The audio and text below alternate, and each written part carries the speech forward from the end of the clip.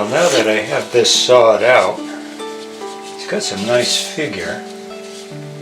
It's consistent enough so I can use either side. So, a little bit of tear up there.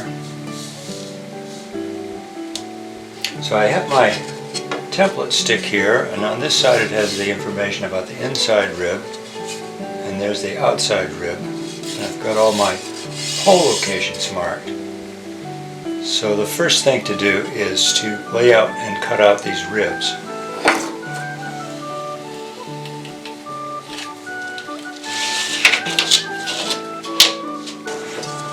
Well, I got these smoothed up on the thickness planer, and they came out pretty nice. But this one has to be tapered quite a bit. So I'm going to try the masking tape and super glue trick again.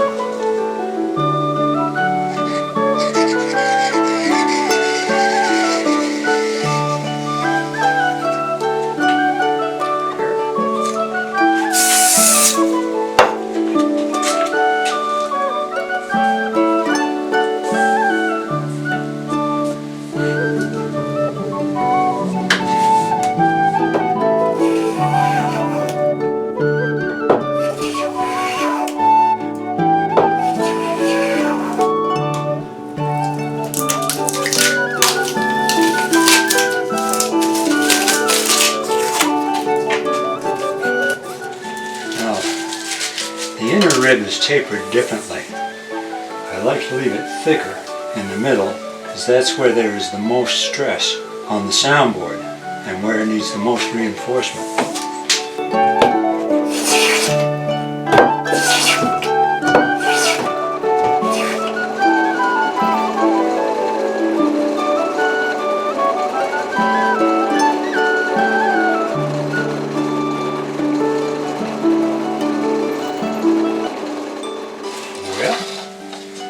Pull the pins and see how it looks.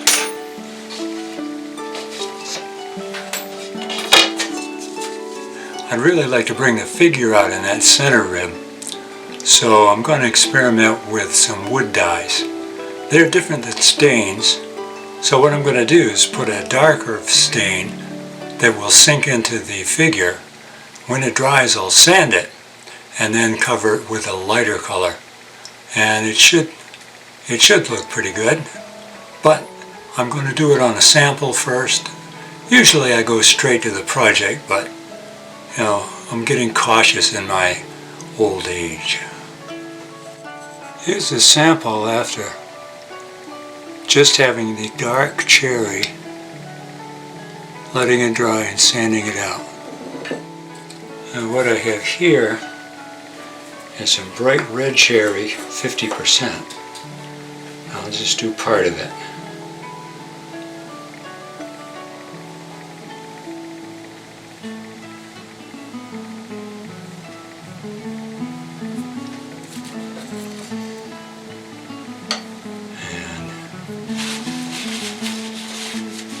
And I've also got some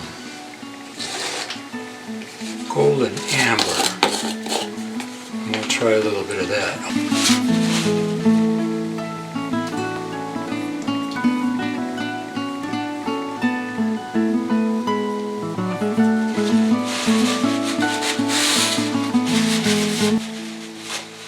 They both look good. It's just a question of what's going to look better with the cherry.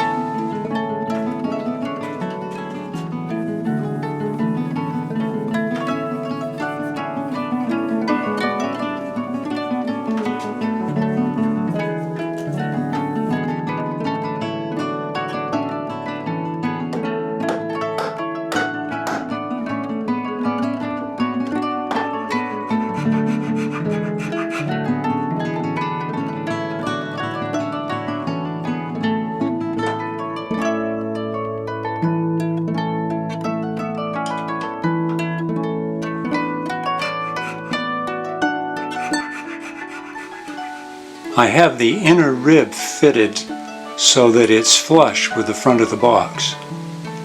Once it's attached to the soundboard, and the outer rib is also attached to the soundboard, Then I can glue the soundboard onto the box. Well, I've planed the soundboard to its final thickness, and it's too fragile to handle without having the center ribs on. I don't want to glue them yet because I want it to dry some more. It's been quite damp here lately. So what I'm going to do is run a fastener through the lowest string hole and just clamp the other end loosely so I can handle it, but it has some reinforcement. Now, I haven't been able to find any screws small enough to run through that hole. But what I've done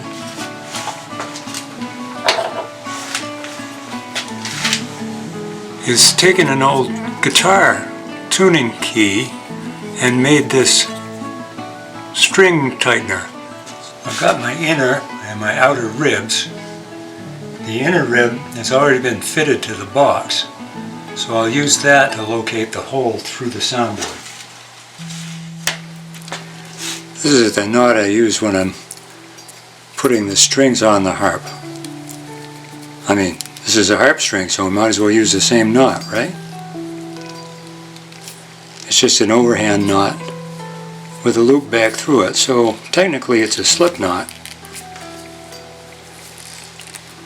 You just don't put any pressure on the slippery end. So I'll run this string through the inner rib, and then through the soundboard, being careful not to break it.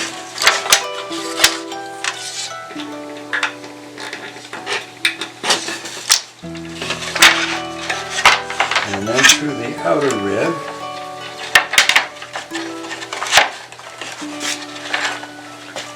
And then through this jack. I've never used this before. We'll see how it works. Maybe I should have made the clearance hole a little bigger. Okay. Oh, that's fine. That's great. That works so well, I think I'll make a bunch of these and use them to clamp the center ribs on when I finally glue them. Right now I'm just going to loosely clamp them at the other end so I can handle this board, and I'll put it in my drying cabinet for a couple of days. Well, the soundboard's out of the drying cabinet. I've still got that one string through holding the bass note in alignment. I've got the inner and outer ribs attached with this clamp, and my plan is to go up through here one hole at a time, drill through, and add these clamping blocks. That way it should keep it from skating back and forth, and it'll also keep the hole spacing accurate.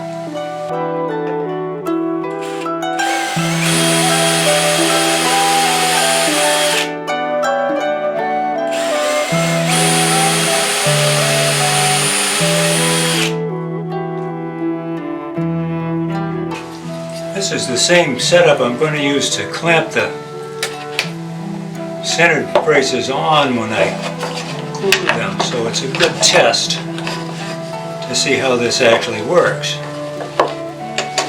The idea is that they fasten through each other. I've got two on each line with a tuner on each end.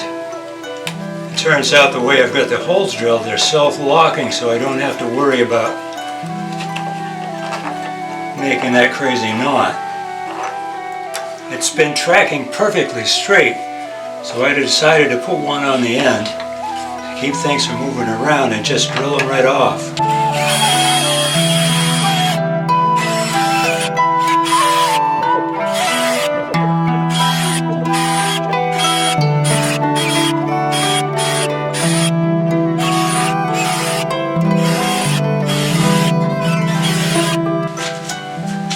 Before I take those last two clamps out, I'm going to mask the soundboard with this low-tech, maybe it's too low-tech, this low-tech paper to avoid getting random glue stains. I'm not going to use a lot of glue because the harp strings themselves will tend to hold these pieces together, but I need to have them stable while the harp is being built. So I'll just run a very light bead of glue. I don't want to get it in the sound holes either.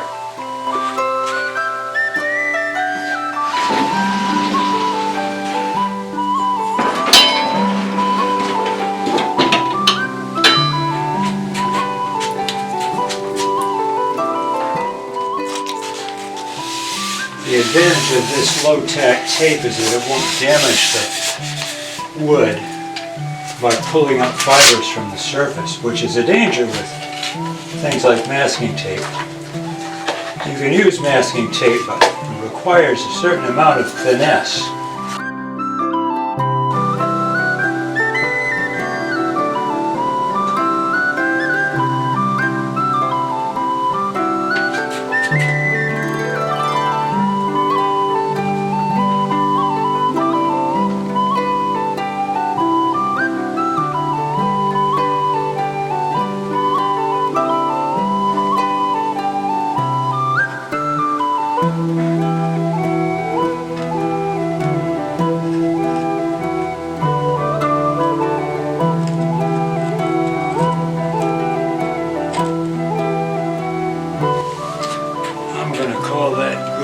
Like I say, the harp strings are going to hold these pieces in anyway, but we don't want them to rattle. So in through here.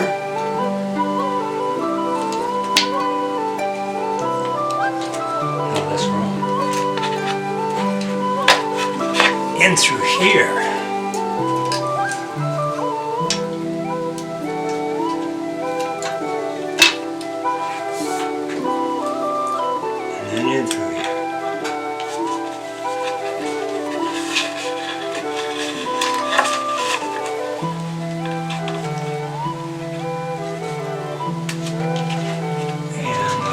String through here.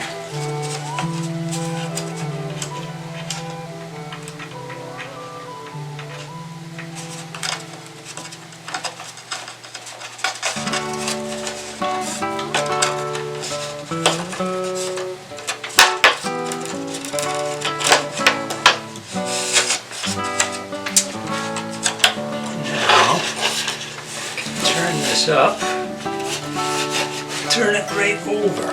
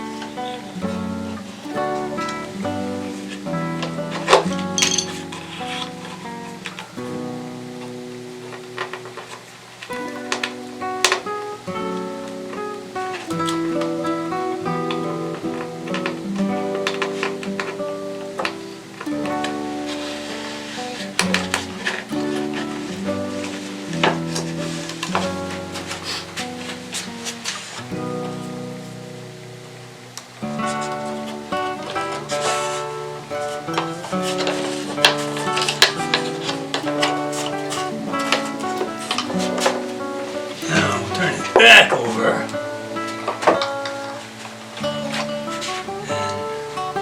add a jack block at each end.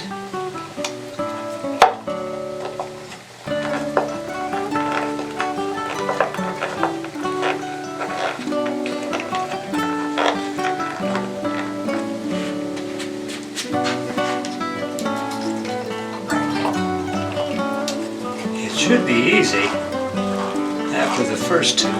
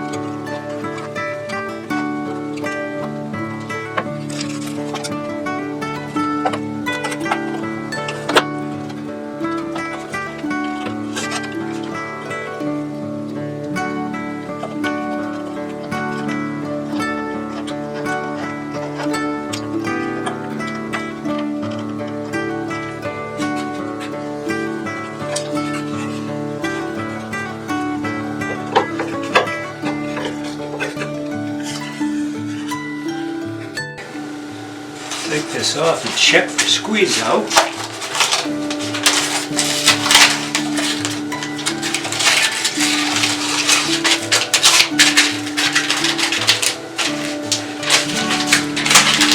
There's a little drop right there.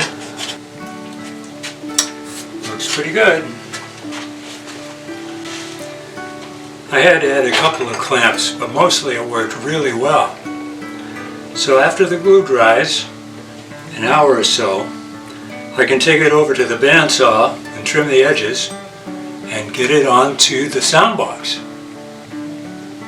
Things are progressing, believe it or not.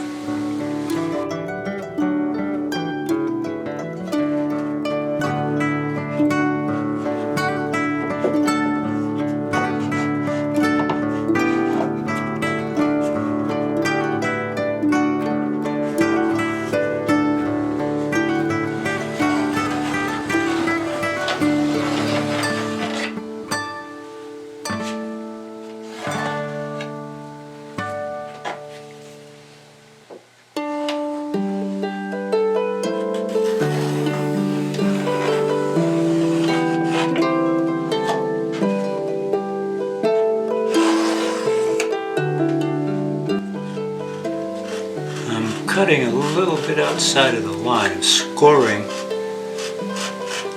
parallel to my eventual cut line with this knife, and then I'll saw the excess off with a coping saw with the teeth cutting up to avoid splintering onto the soundboard. At least that's my theory.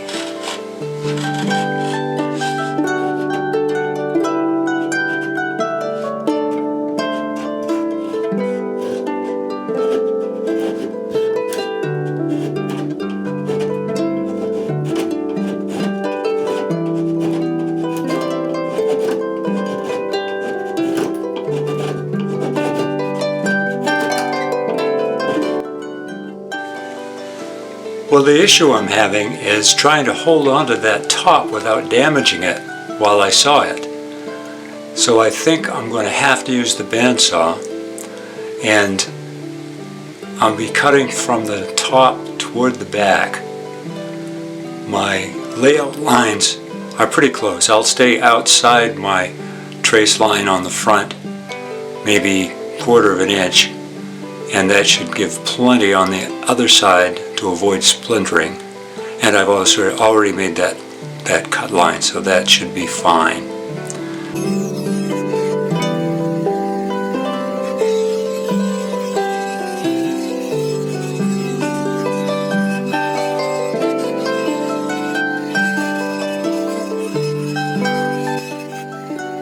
Well, that's it for this chapter of the Dolphin Harp adventure.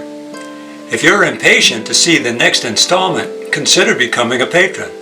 Patrons get early access. You won't have to wait 2 weeks for it to post to YouTube. Patrons also get some exclusive content, including the tool making videos I've been posting from time to time. If you want to become a patron, go to patreon.com/harperswood and sign up. Thanks for watching. See you next time.